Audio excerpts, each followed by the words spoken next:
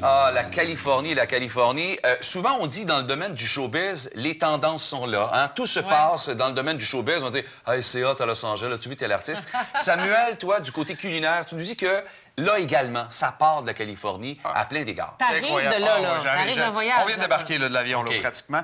C'est vraiment extraordinaire. Moi, ça a été une révélation. La Californie, comme tu dis, ces années-ci, c'est le berceau de la nouvelle cuisine. La cuisine californienne comme telle, c'est un concept qui est un peu abstrait pour moi. Là. On entend ça souvent, la cuisine californienne, c'est quoi? Mais tant que tu l'as pas vécu, tu peux pas le comprendre vraiment. T'as des gens qui l'appliquent dans la restauration, qui vont dire, bon, ben nous, on fait ça, on pense à une cuisine que l'on dit distinctive, souvent ensoleillée et autres, mais ça restait des thèmes pour toi. C'est un peu vague. Tu la concrétises comment, toi? Ben, ce que j'ai compris de la cuisine californienne, c'est vraiment l'idée, c'est de mettre les produits en vedette. C'est de travailler le plus possible avec des produits de saison, des produits locaux, des produits organiques. Travailler énormément les produits organiques.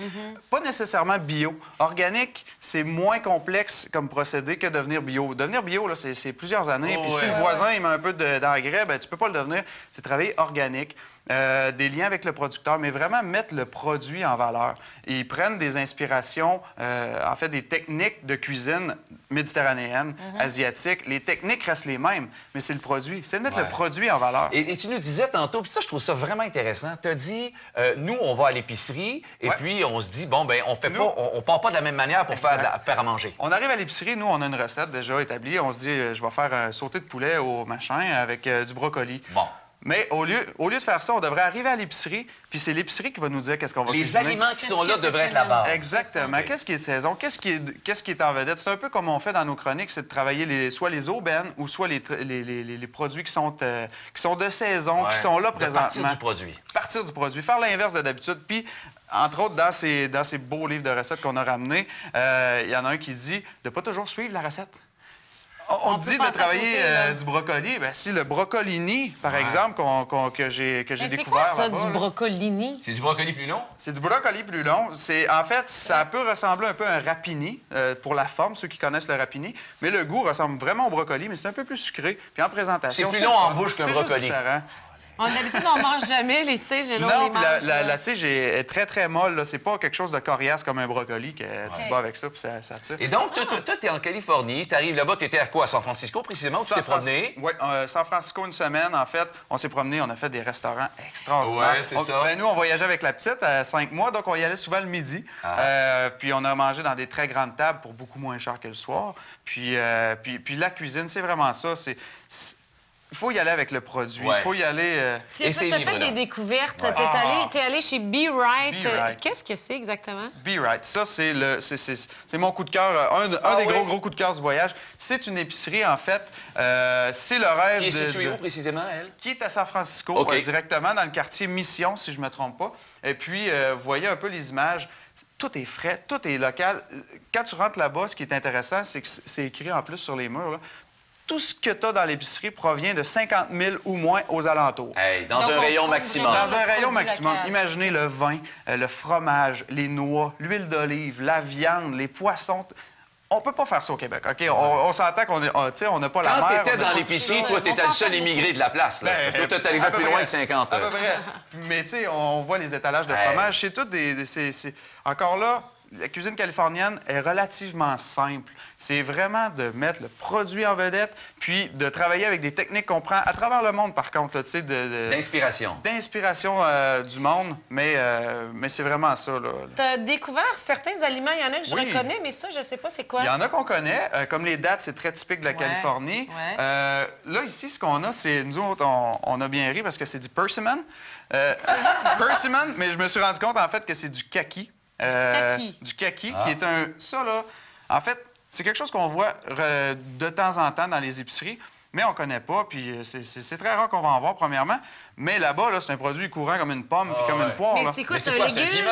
C'est un fruit. C'est un fruit qui, je vais vous faire goûter. Ça ressemble à une tomate, mais qui n'est pas mûre, là. Exactement. Mais moi, le goût, ça m'a fait beaucoup penser à la texture d'une poire, mais un petit goût d'abricot. Ah, c'est dommage J'ai retrouvé un peu l'abricot là-dedans. C'est un fruit qu'on retrouve en Californie. C'est un fruit qu'on trouve en Californie. Wow. Les cuisiniers cuisinent énormément avec ça. En salade.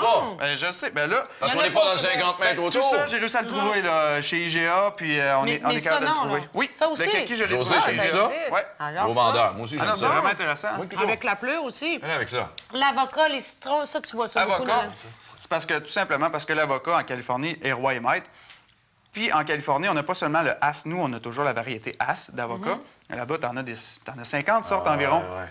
Puis pour parler un peu des sushis, les sushis californiens comme on les connaît, les sushis que nous, on connaît en Amérique du Nord, c'est pas les sushis d'Asie. C'est pas les Non, sushis c'est japonais, pas ça n'a rien à voir. Non. Eux, c'est boule de riz, poisson frais, puis c'est tout. Ouais. Sashimi ou nigiri. Ouais, Tandis ouais. que là-bas, c'est de travailler encore là les avocats, les produits qui sont sur place. Et Samuel, ce que tu nous disais tantôt, puis ce qui est fort intéressant, parce que quand on dit que la Californie, c'est là où naissent des tendances, c'est que, bon, elles viennent d'où les Vraiment. tendances, là? Et ça vient des gens. Ce que tu dis, c'est que Exact. les gens en Californie brassent des idées, ils ont des gens de partout, et eux, ils vont à l'épicerie, puis ils disent, hey, comment ça fait qu'on n'a pas telle affaire? C'est exactement. Ça, c'est un point tellement important.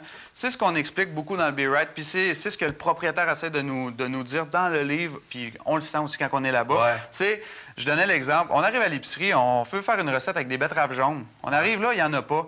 Bon, on s'en va, puis là, on fait notre petite épicerie ou du garam masala ou n'importe quel produit qui vous est déjà... C'est sûr que ça vous est tout déjà arrivé, il manque un produit. Ouais.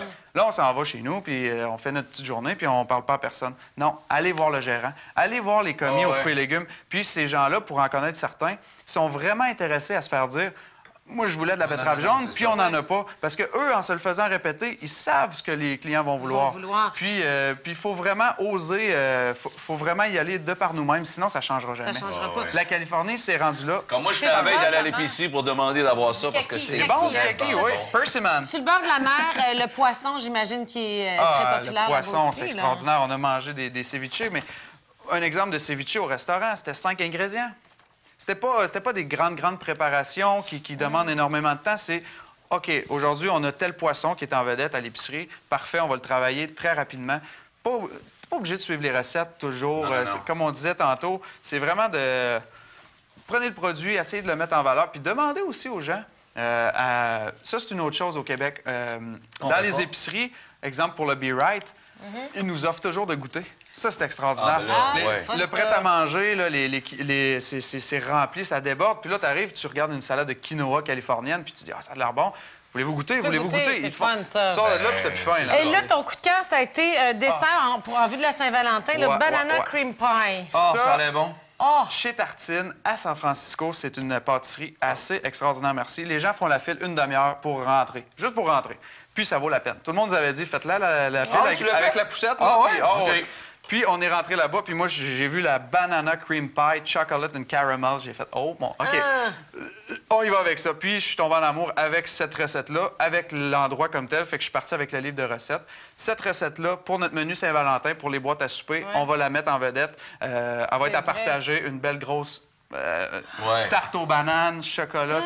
Rappelle le site encore une Vendu. fois. Oui, www.robertdaigneault.com. Et puis, pour ce qui est des boîtes à souper, personnellement, j'ai tellement trouvé de l'inspiration. C'est extraordinaire. Donc, les prochains samedis, là, toi et Robert, vous allez être inspirés par pour nous Vous allez proposer le des voir, recettes californiennes. nos là. menus, c'est bon. certain qu'il va y avoir une tendance californienne. Les ingrédients, que ça soit des tu sais, c'est incroyable. là. Tout ce qu'on a retrouvé dans ces livres-là, dans nos restaurants, on a des petits bouts de notes un peu partout. Il faut rassembler ça. Samuel, à T'es tes inspiré chaudrons, pour l'année. à Ah, vous tes allez chaudrons, goûter, puis là. fais des recettes avec ça, c'est vraiment bon. Hey, Merci salut, beaucoup. bonne fête Hey, demain, merci là. beaucoup. Ouais. Ben oui, c'est vrai. Merci bien.